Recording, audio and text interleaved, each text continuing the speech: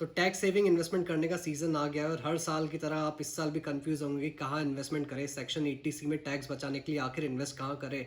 इतने सारे options available है।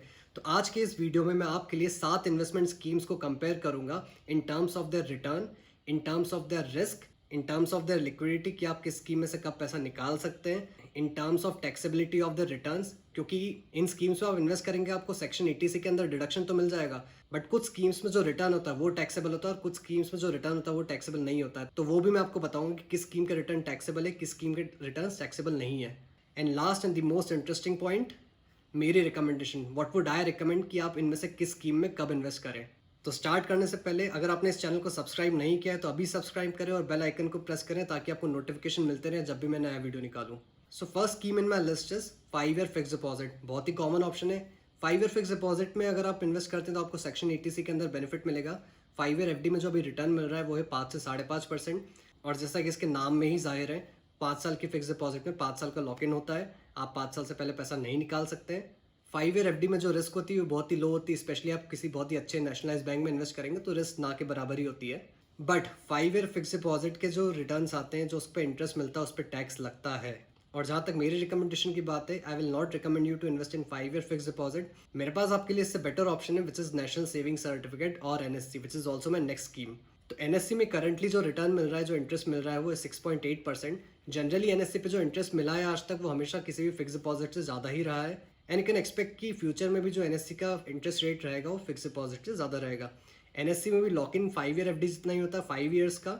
इसमें रिस्क जो होती है बहुत ही कम होती है because it's a government back scheme, so risk is even lower than your fix deposit. और एक बहुत अच्छा बेनिफिट जो NSC का ये है कि NSC पे जो इंटरेस्ट या जो रिटर्न मिलता है उस पर टैक्स नहीं लगता है। And due to these two reasons कि NSC पे आपको इंटरेस्ट ज़्यादा मिल रहा है और NSC के इंटरेस्ट या रिटर्न्स पर भी टैक्स नहीं लगता है, I will recommend you to invest in NSC instead of fix deposit. दोनों सेफ है बट NSC पर रिटर्न ज्यादा मिलेगा और NSC के रिटर्न्स पर भी टैक्स नहीं लगेगा। Next in my list is endowment plans. LIC के जो एंडाउमेंट या फिर मनी बैक टाइप की पॉलिसीज होती है, ये पॉलिसीज बहुत ही पॉपुलर पॉलिसीज होती है एंड आई एम श्योर कि आपने कभी ना कभी अपनी लाइफ टाइम में इस तरह की किसी पॉलिसी में इन्वेस्ट किया होगा, अपने दोस्त, अपने रिश्तेदार, अपने मॉम डैड के कहने पर। तो जहां तक इन पॉलिसीज के रिटर्न की बात है वो होता है कुछ 4 से 5%। आप किसी भी LIC के एजेंट से पूछ लीजिए, वो कभी भी आपको परसेंटेज में रिटर्न नहीं बताएंगे। जब भी आप उनसे रिटर्न की बात करेंगे वो बोलेंगे कि आप इतने साल इतना पैसा डालिए, कुछ साल बाद आपको इतना पैसा वापस मिलता रहेगा।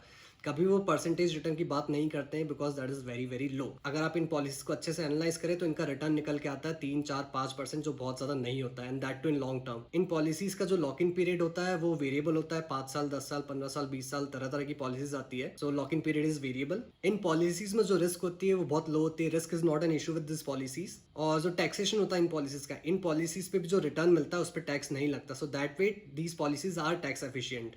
और जहाँ तक बात है मेरी रिकमेंडेशन की, I will not recommend you to invest in endowment और मनी बैक पॉलिसीज बिकॉज इनका जो रिटर्न होता है बहुत ज़्यादा कम होता है। Despite these policies being safe, these policies being tax efficient, I will not recommend you to invest in endowment or money back kind of a policies because their rate of return is very very low. मेरे पास आपके लिए इससे better option है जिसके बारे में video के एंड में बात करूंगा सारी स्कीम्स डिस्कस करने के बाद। So next in my list is Sukanya Samriddhi Yojana. So Sukanya Samriddhi Yojana is relevant for you only if you have a girl child. आपकी कोई बेटी है जो 10 साल से छोटी है। तो सुकन्या समृद्धि योजना में करंट जो इंटरेस्ट रेट चल रहा है that is 7.6%, which is higher than NSC, which is higher than fix deposit. Sukanya Samriddhi Yojana में जो लॉक इन पीरियड होता है वो होता है 21 साल का। बट सुकन्या समृद्धि योजना में से आप पार्शियल विड्रॉल कर सकते हैं अपनी बेटी की एजुकेशन के लिए या फिर उसकी शादी के लिए, otherwise the lock in period is 21 years. Sukanya Samriddhi Yojana में रिस्क जो है वो बहुत लो है because again it's a government back scheme. और जहां तक टैक्स की बात है, सुकन्या समृद्धि योजना पर जो इंटरेस्ट मिलता है, जो रिटर्न मिलता है, उस पर टैक्स नहीं लगता है।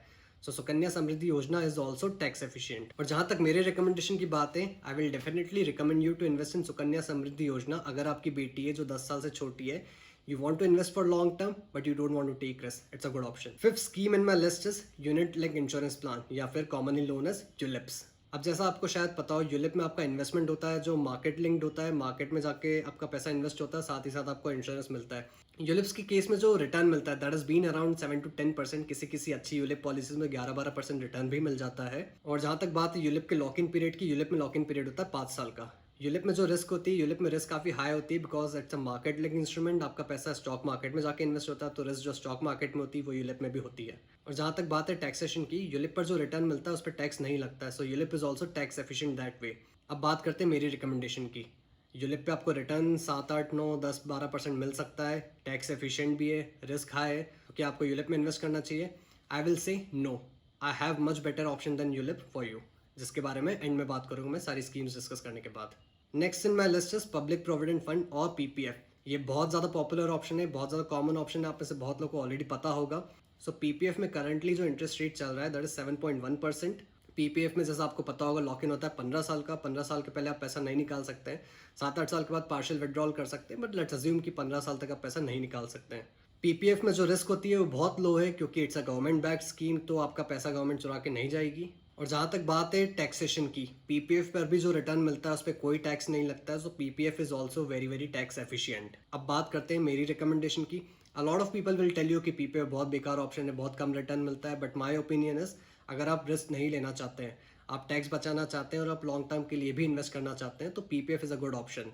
बट अगर आप थोड़ी भी रिस्क ले सकते हैं, अपने पैसों को थोड़ा फ्लक्चुएट होता हो देख सकते हैं, then my last and the next option is for you, which is equity link saving scheme या फिर ईएलएसएस। ईएलएसएस एक special type of mutual fund होता है जिसमें अगर आप इन्वेस्ट करते हैं तो आपको सेक्शन 80C के अंडर टैक्स बेनिफिट मिलता है। ईएलएसएस अल्टीमेटली एक इक्विटी म्यूचुअल फंड होता है जिससे आप 12 से 15% रिटर्न एक्सपेक्ट कर सकते हैं। अच्छे ईएलएसएस फंड्स हैं, not every ELSS, okay. ELSS में lock in amongst all the tax saving scheme सबसे कम होता है, जो होता है 3 साल। बट ईएलएसएस में रिस्क जो होती है सबसे ज़्यादा होती है, because it's pure market linked investment. इसमें कोई सम अश्योर्ड नहीं होता है, आपका पैसा पूरी तरह से स्टॉक मार्केट में जाता है और आपका पैसा अच्छे से फ्लक्चुएट होगा शॉर्ट टर्म में, and you are going to assume all sorts of market risk. But उसी के कारण आप ज़्यादा रिटर्न भी एक्सपेक्ट कर सकते हैं as compare to every other scheme. और जहाँ तक टैक्सेशन की बात है, ईएलएसएस एक इक्विटी म्यूचुअल फंड है, इस पे लॉन्ग टर्म में जो भी आपको रिटर्न मिलेगा उस पर long term capital gain tax लगेगा। तो बात करते हैं मेरी रिकमेंडेशन की।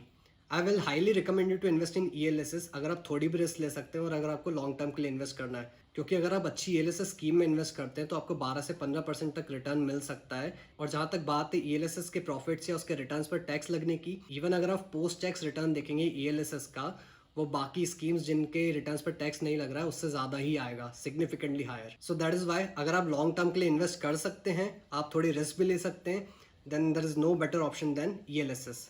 और एक और इम्पॉर्टेंट बात, ऑल्दो ईएलएसएस में लॉक इन होता है 3 साल का, बट इसका मतलब ये नहीं है कि आप ईएलएसएस में 3 साल के लिए ही इन्वेस्ट करेंगे। अल्टीमेटली ईएलएसएस एक इक्विटी म्यूचुअल फंड स्कीम है, तो आप ईएलएसएस में शॉर्ट टर्म मतलब 3 साल के लिए इन्वेस्ट ना करें, क्योंकि शॉर्ट टर्म में बहुत ज़्यादा फ्लक्चुएट होगा ये।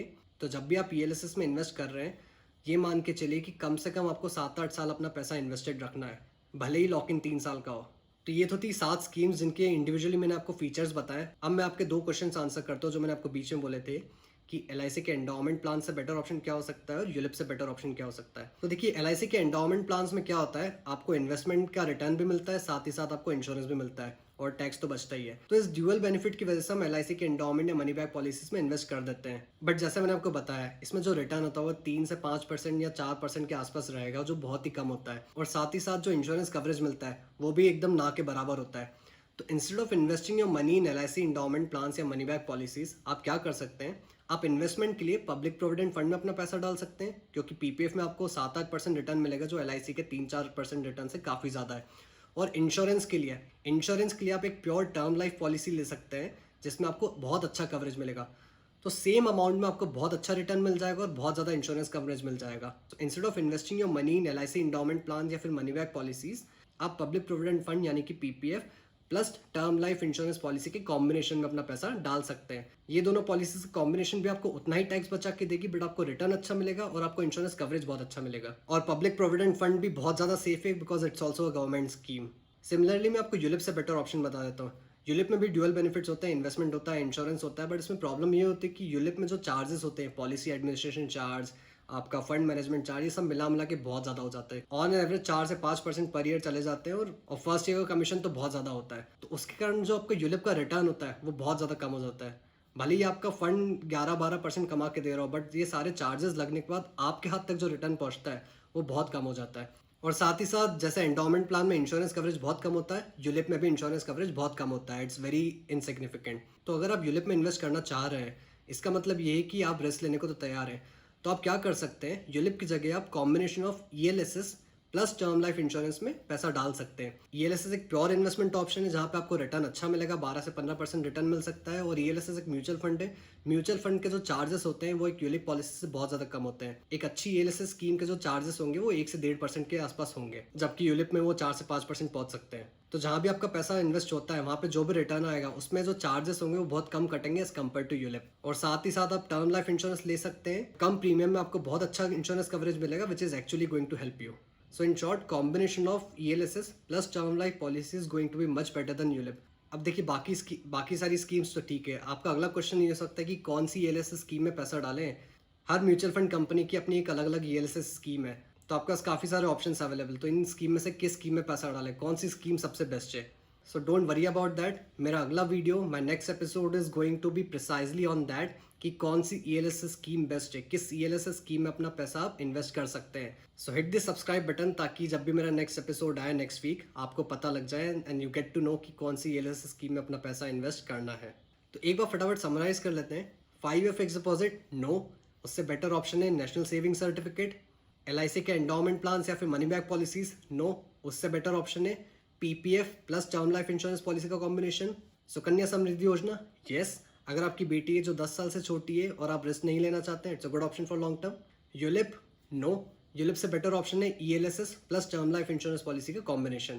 तो इस वीडियो में मैंने 7 बहुत ही पॉपुलर ऑप्शंस कंपेयर करे हैं जिससे आप टैक्स बचा सकते हैं एटीसी के अंडर। इसके अलावा भी और ऑप्शंस है। So if you want me to make videos on those options, do write in the comment section, I will definitely make a video on those. और अगर आपको ये वीडियो पसंद आया है तो लाइक बटन ज़रूर दबाएं, क्योंकि इससे यूट्यूब को पता लगता है कि वीडियो अच्छा है और लोगों तक ये वीडियो पहुंचेगा। Thank you.